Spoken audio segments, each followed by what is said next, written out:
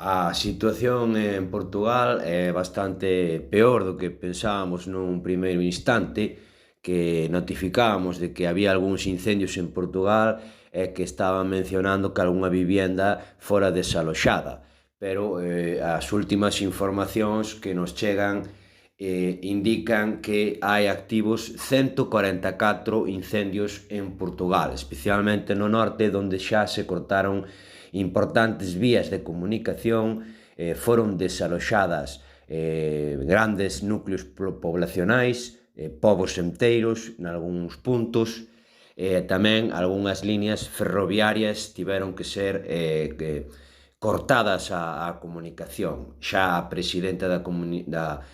Comisión Europea, Ursula von der Leyen, xa acaba de mostrar nas redes sociais un mensaxe de apoio a Portugal, donde agradece a colaboración de Francia, Grecia, Italia e España nunha rápida reacción para axudar aos medios portugueses. Neste momento,